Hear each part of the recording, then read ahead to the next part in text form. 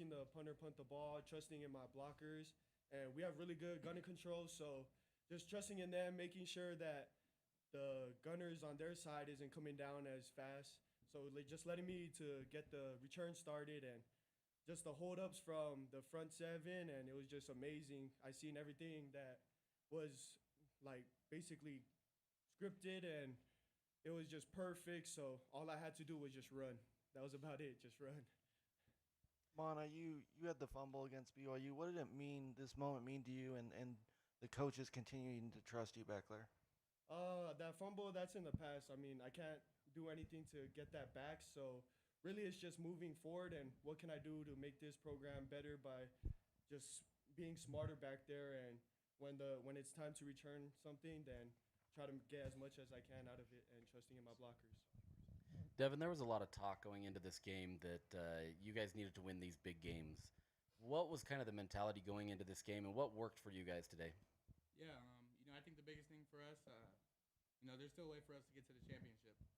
That's still on our mind. That's been our goal since the beginning. So for us to know that, we know we got to win out from here on out. But yeah, I mean, one game at a time. That's how we take it. And this was the game that we had to come out and win. So for any of you guys, if you want to answer, obviously, kind of piggybacking off what he said, you guys wanted to win a big game. Going into the bye and just with 3 games left on the schedule, how do you feel like a win like this can kind of catapult you guys for the rest of the season?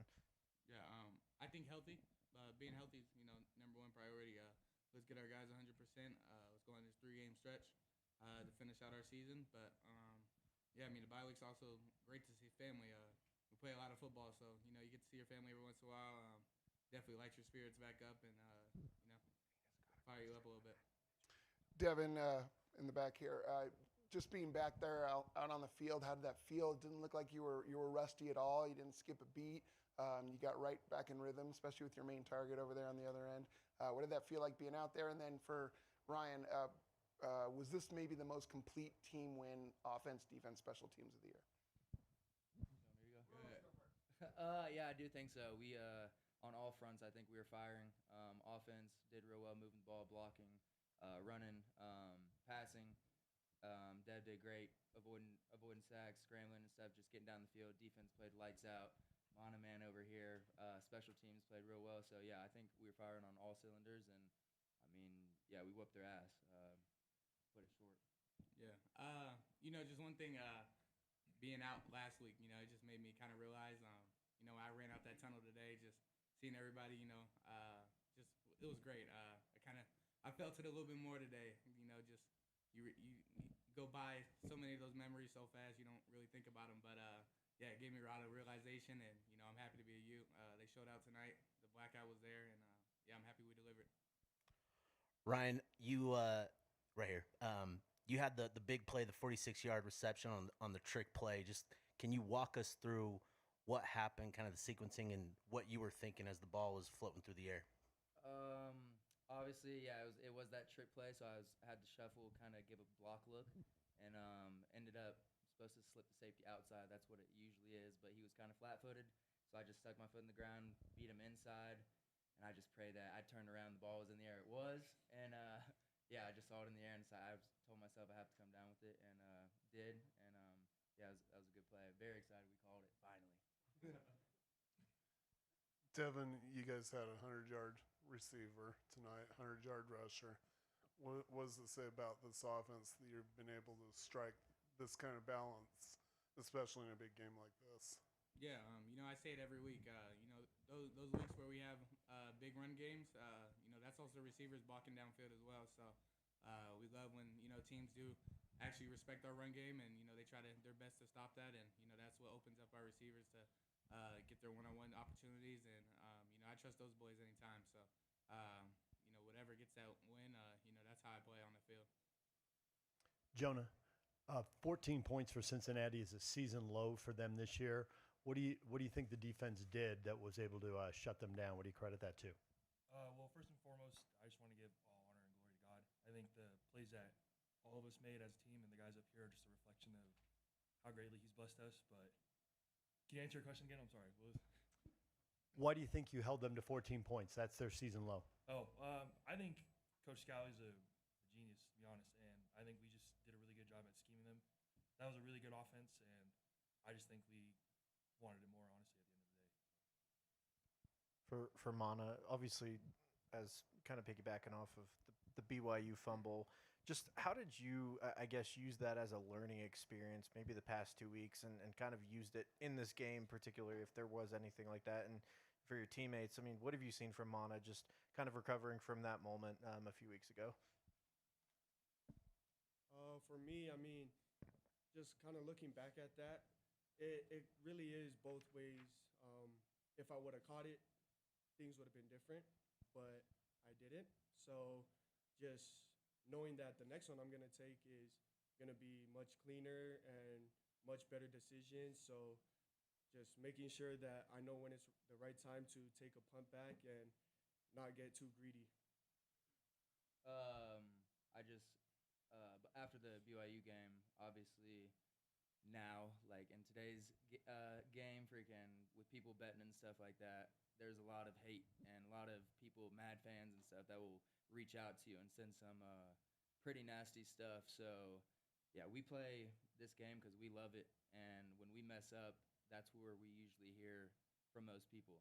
The hate's always louder, and Mana was getting hated on big time after that game, and I sat down right next to him in the locker room, and I told him, dude, there's going to come a point in the season coming up soon where they're going to be loving you. And so happy to see him bring it back to the house today, and that's just a testament of who he is as a person, player. Love this dude right here. I told you. I told you. What did you make of the crowd tonight at Rice Eccles, and did any of you notice the Mighty Utah student section at the end there? What did you make of that? I think as a defensive player, the crowd makes a really big difference. I mean, I'm sure they already know, but it's really like a game changer having them there. So shout out to the fans, bro, because they help us a lot more than they know. Yeah, the blackout was sick. I think we did a good job of that. I seen a whole bunch of people swinging their shirts around, shirts off. It was fine. I liked it. It was cool. It was cool. Thank you. For Devin and Ryan, Creed got into the end zone for the first time as a Ute tonight. Can you just walk us through, what you've seen from him that has allowed him to, see more increased action in the last few weeks? Yeah. I think Creed's one of those guys, kept putting his head down. He's had multiple times on, scout team to make plays, and he's been making plays, and, that it gave our coaches trust that, let's start putting him in the mix. And he's been doing a great job all week. I'm happy it showed on the field. He's been waiting on that moment, so I'm happy he got it. Yeah, I'm super, extremely proud of him. He's been putting his head down, working every single week, in and out. That's like my brother. We hang out every single day. We FaceTime all day, our group. So, I think he blacked out when he scored that touchdown, just out of excitement, didn't know where anything was. So, I was so happy for him. Ready?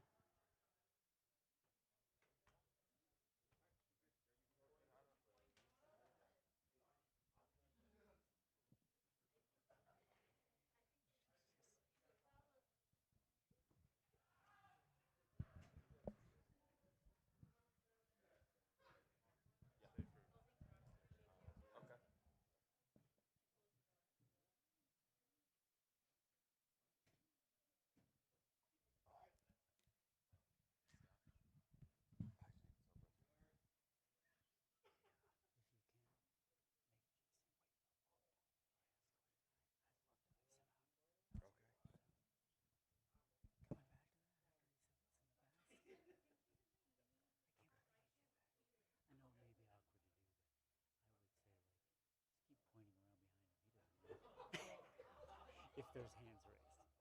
Okay. If there's hands raised. I don't want to make it over. Okay.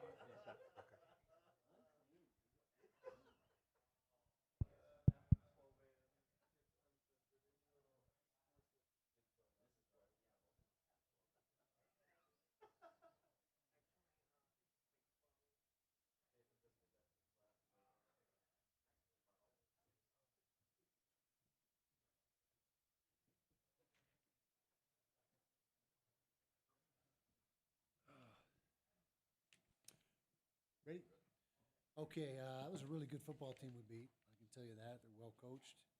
Quarterback is a special player. Got a good supporting cast. They play extremely hard, and so got a lot of respect for what they're doing.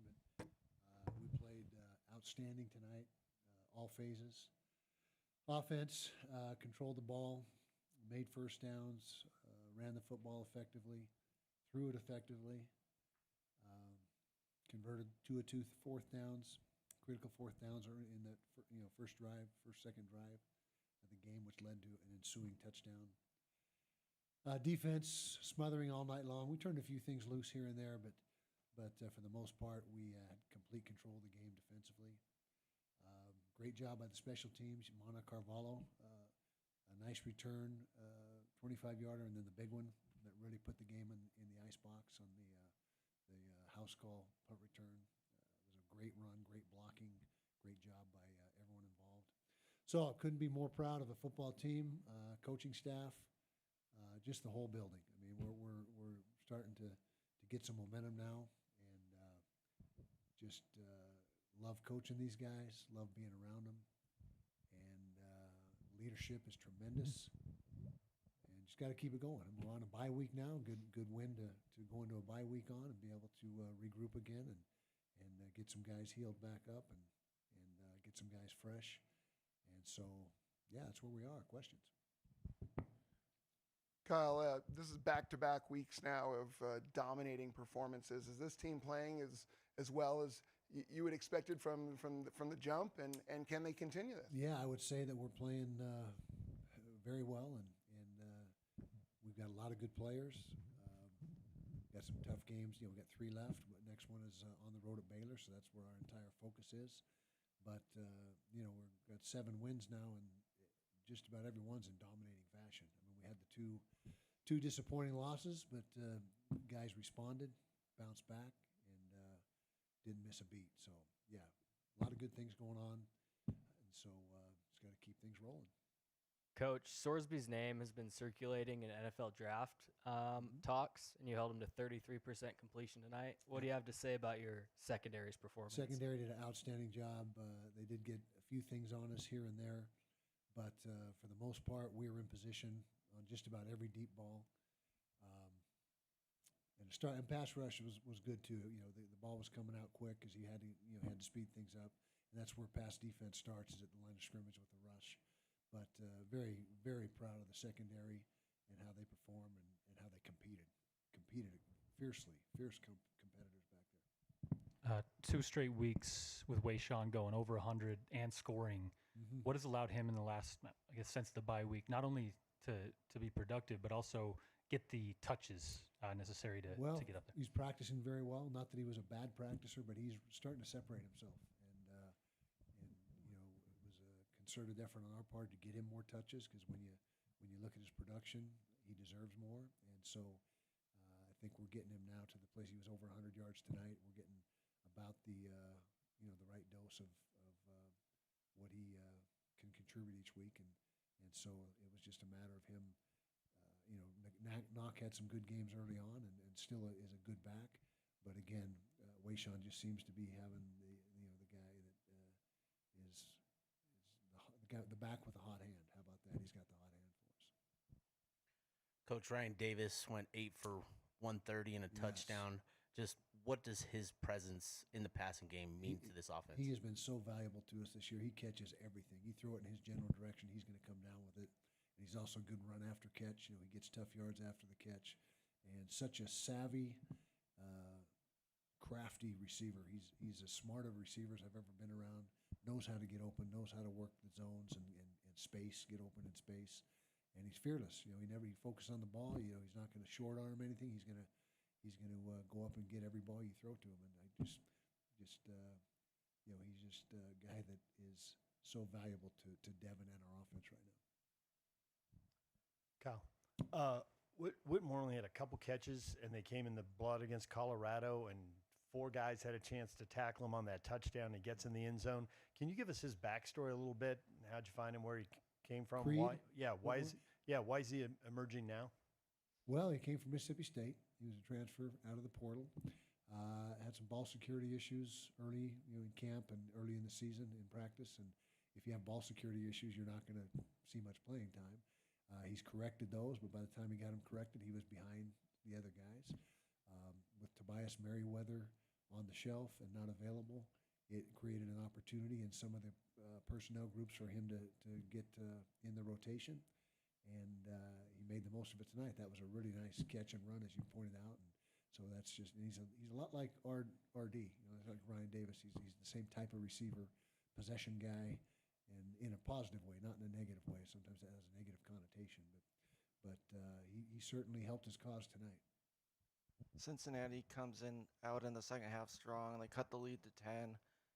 Dampier throws that interception. It seems like they have all the momentum, and then the defense forces a 3-and-out. What did that moment mean? That was huge to swing the momentum back in our favor, and they did come out and score just like you said, and cut the margin.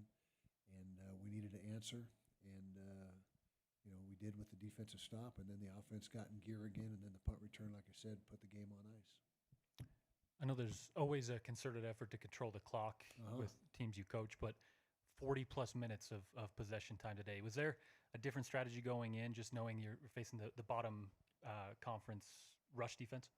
No, just knowing that, our offensive line, we can run the ball on pretty much anybody we play. And so it wasn't any more of a concerted effort than any other week.